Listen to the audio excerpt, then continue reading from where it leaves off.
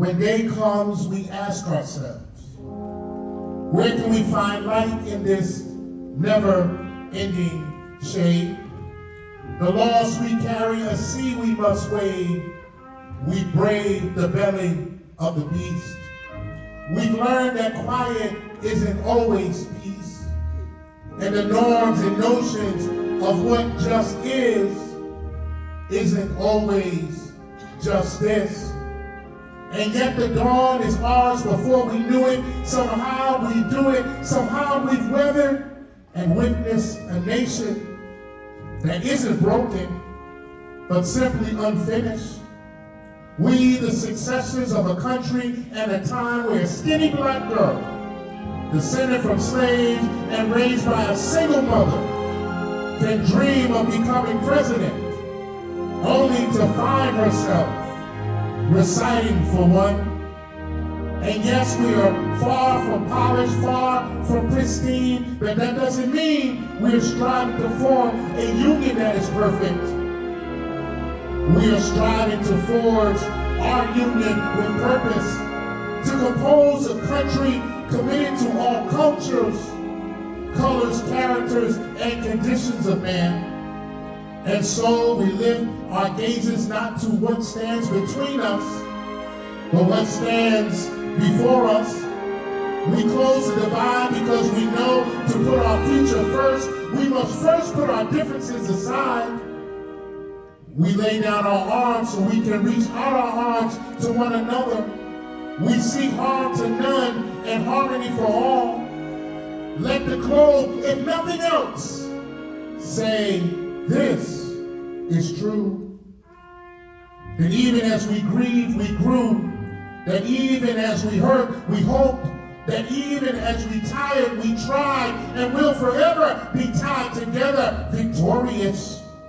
Not because we will never again know defeat, but because we will never again sow division.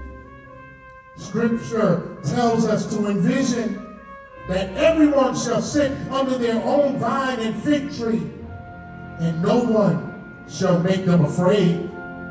If we're to live up to our own time, then victory won't lie in the blade, but in the bridges we've made. That is the promised clay, the hill we climb, if only we dare it. Because being American is more than a pride we inherit. It's the past we step into and how we repair it. We've seen a forest that would shatter our nation rather than share it.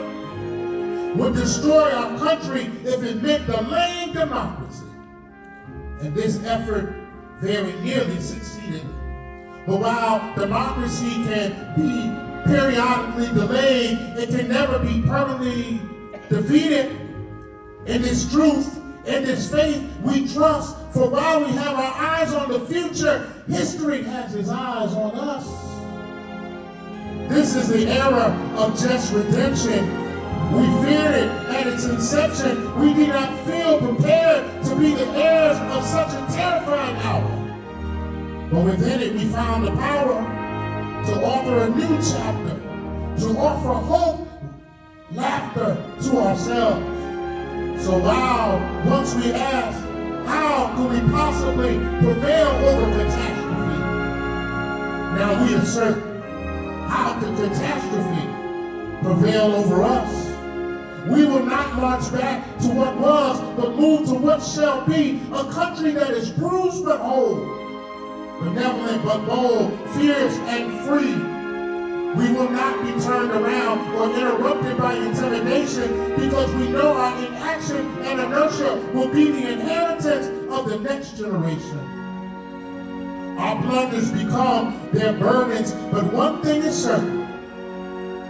If we merge mercy with might and might with right, then love becomes our legacy and our children's birthright.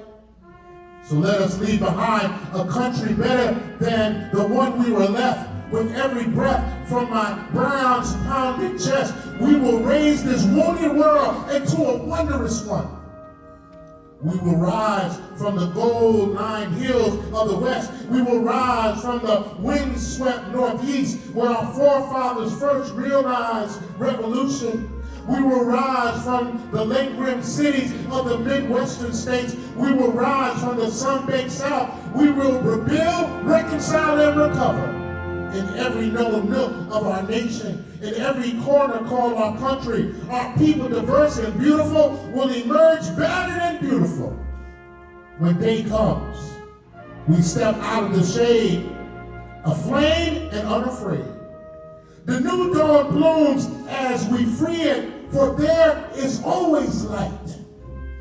If we were brave enough to see it, if we were only brave enough to be it, brave enough to be it.